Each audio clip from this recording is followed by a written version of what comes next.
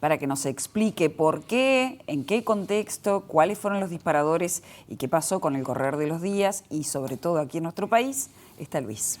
¿Cómo anda? ¿Cómo les va? Recibirte. Buenas noches. Y tormenta en los mercados financieros para arrancar la semana, ¿no? En realidad empezaron antes, empezaron a la medianoche del domingo por una cuestión horaria, sobre todo el foco en Japón.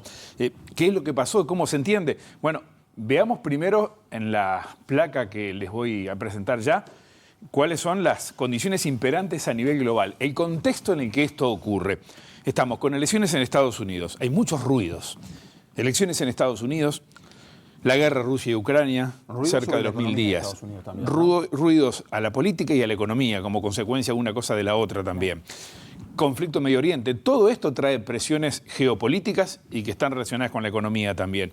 En la región las elecciones en Venezuela, indudablemente. Claro. Pero además hay previsiones de crecimiento bajo en la economía, sobre todo para el mundo desarrollado, no tanto los emergentes. Todo esto hace un combo muy particular. Y en ese contexto, lo que tuvimos a comienzos de la semana como primer dato que recibimos fue una caída de las bolsas, de los mercados financieros. Veamos la segunda placa y empezamos a meternos un poquito más en el tema. Acá vemos cuáles fueron los disparadores de esta situación. Por un lado, Japón. Japón el miércoles pasado se da una suba de tasa de interés. Fíjense ustedes la tasa de referencia. 0.1 a 0.25 subió el miércoles, esa referencia de jueves es errónea, miércoles. Había subido en marzo pasado de negativo, de 0.1 a 0.1 y ahora subió a 0.25. Parece poco en términos absolutos, pero el cambio es grande. Y fíjense ustedes, 8 años en cero o tasas negativas traía la economía de Japón. Todo indicó que esa era la señal clara, se terminaba el dinero barato. Mientras esto pasaba, miércoles, por eso ahí parecía jueves, miércoles, jueves para nosotros, ¿no? Bueno, Estados Unidos, la otra referencia. El viernes hubo datos de mercado de trabajo muy flojos, récord de subsidios de desempleo, el desempleo al alza, menos empleos generados, y todo esto hizo mucho ruido. ¿Qué pasa? ¿Qué indicó esta situación? Bueno, que en definitiva estábamos ante una economía muy presionada que podía terminar, como muchos señalan, en un aterrizaje forzoso, es decir, una caída brusca de esa economía y que la Reserva Federal, el Banco Central de los Estados Unidos, podía estar demorándose en la baja de tasas. Estos fueron los dos elementos centrales. Lo de Estados Unidos lo conocemos bastante bien. Veamos por qué Japón en la placa que viene. Y ahí vamos a tener alguna referencia más para avanzar. Antes que nada, para entender qué pasó, vamos a repasar un concepto que quizás hayan escuchado en otras oportunidades o ahora, el carry trade. ¿Qué es eso? Bueno, hablamos de una estrategia especulativa que ya para los que han buscado o puesto el ojo en Japón hace 2 años le ha dado pingües beneficios, ¿no? ¿Qué se necesita para que pueda generarse una situación de este tipo de carry trade, de entradas especulativas? Bueno, lo que tenemos ahí es, precisamos un país con bajas tasas de interés, hablábamos de Japón, ideal para ir a tomar dinero, ¿no? A tasas negativas hasta marzo, 0.1 hasta hace poco. Necesitamos que ese país también tenga una moneda relativamente depreciada. Eso completa el combo para ir a buscar dinero. Del otro lado necesitamos países con altas tasas de interés. México está pagando el 11, Brasil el 10,5. Turquía paga muy bien, hasta las tasas de Estados Unidos son mucho más altas que las de Japón en este caso. Y además hay muchos mercados que se venían moviendo muy bien, con promesa de un buen retorno. El mercado de las cripto, las tecnológicas. Entonces había dónde destinar ese dinero bueno, barato que se conseguía en Japón. Se tomaba préstamo allá, se ponía en este otro lado, rendimientos que se obtenían rápido, altos, se devolvía lo prestado y nos quedábamos con la ganancia. 2 años y pico de negocios que se hicieron con Japón fundamentalmente.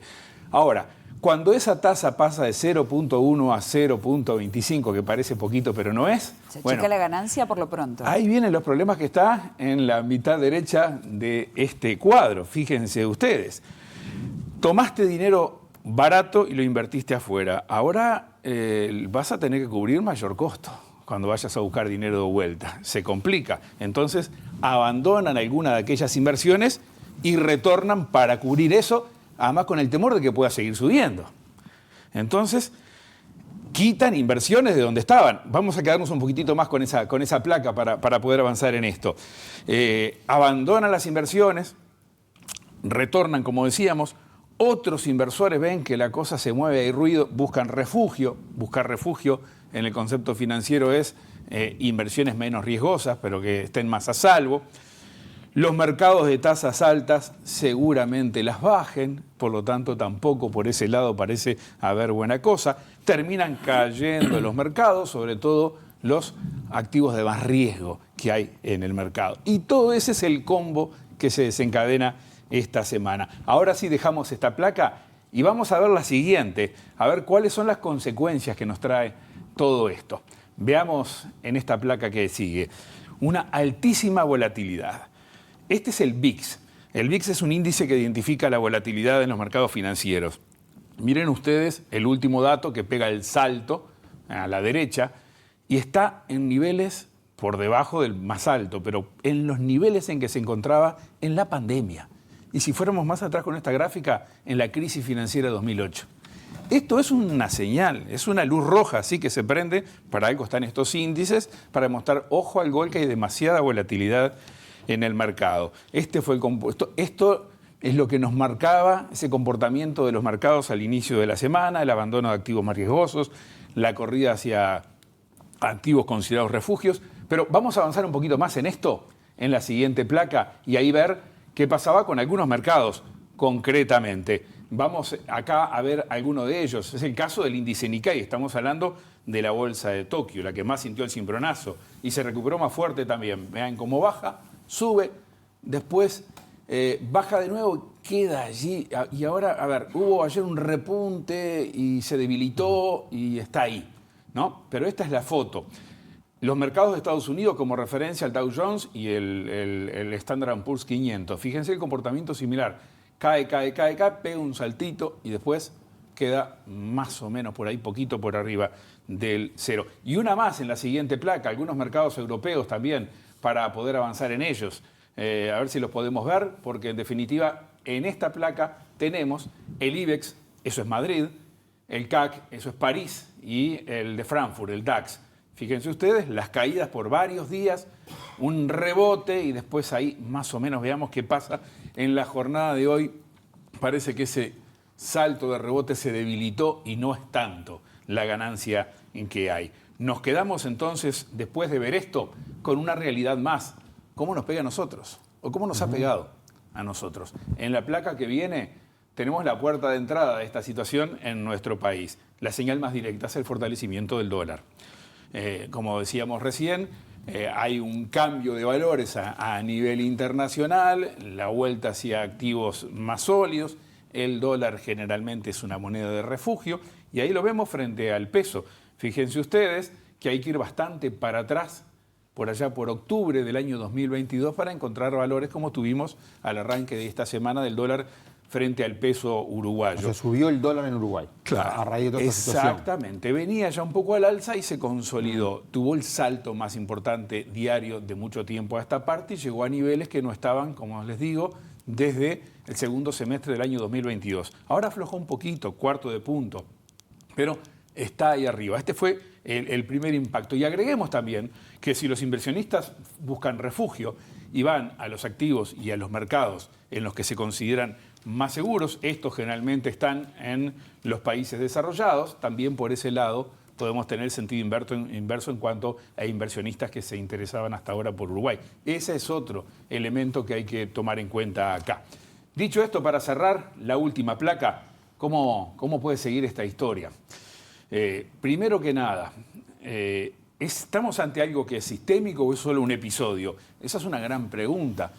Podríamos pensar que es un episodio, que esto va a rebotar y que sigue adelante y no genera otras cicatrices.